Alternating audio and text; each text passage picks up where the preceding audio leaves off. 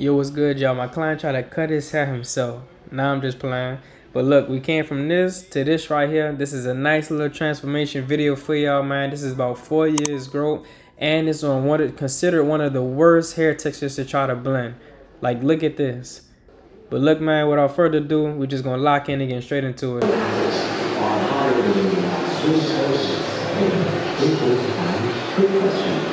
You probably like, man, why does this dude that goes with the camera in my face, bro? I put my feet up on the dash because I'm living in your presence. Yeah, God, you know I'm never second guessing. I'm never stressing. My life is more than all that stressing. Don't need no one to really change my mind. So the first thing we're gonna do is, cut the client's hair, y'all. I'm always messing up, but like I had to let him cut it himself, man. Do like a little wave. That's the first dread that's gone. But we're gonna start off by simply just, standing the dreads up and just cutting them off. We're not cutting them off at the roots. We're taking it a little bit past the roots so it can have a decent amount of hair to comb out and to cut down if needed. Because he didn't want it all the way with the one guard. If he wanted it all the way with a one guard and wanted it to be about, wavelength or brushable length, that's what I like to call it. Well, either way, a client may come and say wavelength or brushable length, but he wanted it kind of, a decent amount, like a thick brushable type. But with this type of hair texture, it is somewhat hard to get that that brushable type of or wave length at a thicker length, I would say. Now what we're doing is just breaking all of the pieces of hair up so we can take them to the wash bowl, and it could be easier for us to wash and to pick out our client's hair. Because imagine picking those little knots out for real. So we did take our client over to the wash bowl, and now, we dried it and everything, and we're just, picking it out now. Getting it nice and lifted up off the scalp, preparing that foundation for us to cut it down. So the reason why you do want to pick it out, right here we grab the number 2 guard, but the reason why you do want to pick it out is because it makes it easier for the clipper, because the clipper guard is basically a comb feeding the hairs into... The hairs are feeding into the clipper using that clipper guard, and it's feeding into the metal, the metal tongs or metal blades, and they're cutting it.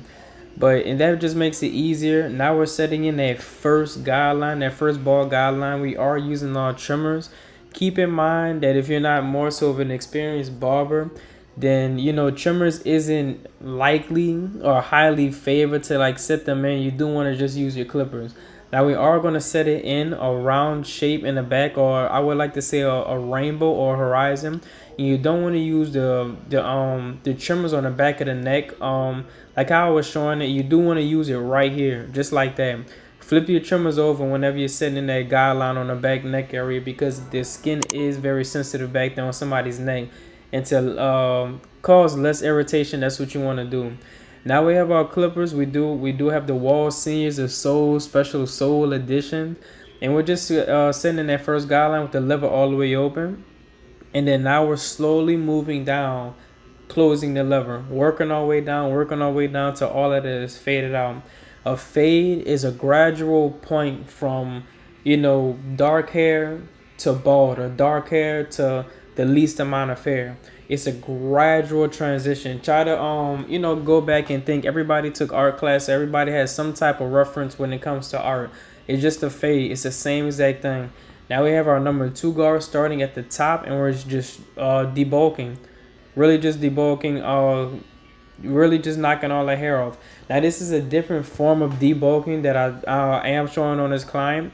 We took our 1.5 guard lever all the way open, and see how I pause? I'm slightly pausing, and I'm moving the lever closed, and I'm moving down in the fade as well. That's going to lighten up and debulk some of these areas that we need to fade. Now we flip that 1.5 guard over, and we're using it against the grain now, and we're fading down. We're slightly fading down, closing the lever each time. Now we're starting off with our number 1 guard, lever all the way open. And it's the same process. This is a down fading process that I use on numerous clients, and it has helped me so much. It's helped so many other people. If it helped you and you've got this far in the video, put in the comments that it helped you. Let these other people know, because I get text messages all day. If y'all gonna text me all day, y'all text these new these newer people, these newer subscribers, because y'all will subscribe after watching this video. And all we did was work towards the level all the way closed. Now we're with that half guard. The half guard is the smallest guard that should come in your clipper pack. If you're using masters and these masters, then it will be a 0 guard. And we're just using the corners of our clippers right now mainly after we just found that sweet spot. And this is a more so advanced technique right here on this type of hair texture right here. This is very, very important to learn this, because this is where this is. I call it the rake down technique. Some people call it the tiger claw. Not too many people do it, but I love this technique, especially on this type of hair texture. And we're just flipping the clipper over. I'm so sorry for flipping the clipper over and just slightly closing the lever as we move down inside of the blend. And it's all it's doing is just smoothing that blend out. Now we move to the back neck area, and it's the same thing. What you want to do on the sides, you do also want to do on the neck area, or on the back if you want to call it. Level all the way open, and keep in mind that we're keeping that same exact shape as that first ball guideline. If you want to rewind the video, you can do that, but we're keeping that same exact horizon or rainbow shape. And now we're going to slowly close the lever. As we're slowly fading down, as we're slowly closing the lever, you should never be in the same exact spot that you just faded. If you feel like you're done with that area, as soon as you close the lever just a little bit down, or notch the lever just a little bit down, you move down within a fade. And every time you move down, you should be closing the lever closer and closer to all the way closed. Now we're doing that same exact technique, grabbing our 1.5 guard and going with the grain and slowly closing it. And as we close it, we're moving down in the fade. Now this is just to lighten up these little hairs, making it easier for us to fade.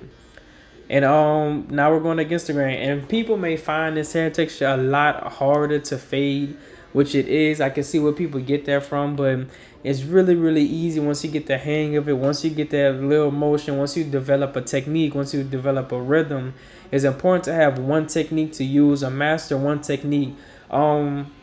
I rarely fade up now. I used to fade up a long time ago. I did get a video request to start fading up, and I will show a fading up technique that I would use. It's very, very simple. It's basically the same exact stuff reverse, but my technique right here, this down fading technique, preserves the hair at the top. A lot of people when they first start off, or a lot of barbers that's been in the game for like a while, they tend to fade up past where they were intended to fade. This down fading technique helps keep that, that I wouldn't say bulk, but that nice transition. See, we don't want to go above the occipital bone with his with this taper in the back, and we're doing that we're doing that right here. Just because of this down fading technique, we know where we started at and where we don't want to go higher at, using that 2 guard and then fading our way down. So it just preserves the hair at the top. And now we're just detailing, turning our clippers to the side and just detailing. Now for this lineup right here, as you can see in that left corner, it's a lot thinner. We're taking this 1.5 guard because we don't know what to expect. We're cutting the lineup down with the lever all the way closed. Now I'm showing you on that right side and that left side, it's a light lighter. So we're going to give an illusion to people that's thinning in the corners. This is very, very important for y'all, or for your clients. If you have clients that thin in the corner, you might want to try this. You want to take a 1 guard, or it might not even be a 1 guard, it might be the half guard. We're just taking a lever open. From my barber analysis, we're going off of what we see on our clients, but we're making an illusion like it's all the same length. Like it doesn't look like he's thinning in the corners. We're making it all look like the same exact length. But this is my hot towel process right here. Basically a little lather and a hot towel just to get control of this hair texture, just so it'll lay down like we want it to, so we can have a nice clean sharp lineup. And this will create that sharp ash look that y'all all want. And basically we spray, after that you use the alcohol pad, we spray it down. Well, we use cold air, blow dry it, then we use our holding spray, then we blow dry that on cool air. Whenever you're doing any type of lineup prep, you do want to use cold air. You don't want to use hot air. It doesn't make sense to do hot air because you're basically going to warm up that holding spray and it's going to be all sticky and everything. You don't want that.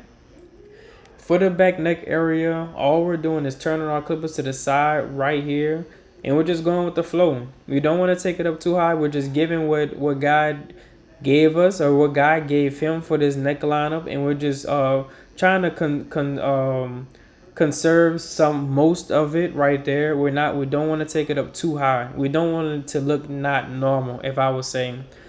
But as you can see, these clippers are hidden, but it's mainly because of my lineup prep, bro. I can take almost any clipper and go and make that ash line. See, it's like a little white line on this lineup. Or a little white, well, it's just an ash line. That's exactly what it is. But it looks like I took a pencil and used a pencil on the back of his neck area. But once you have knowledge, and once you start taking classes and start learning from certain people, by the way, this is one of the best channels on YouTube, so make sure I subscribe. But as you get this knowledge, man, you start to get better, and you start to not need all these enhancements, or not need all these extra things to, just make the hair just look unnatural, man. This is an all natural haircut so far.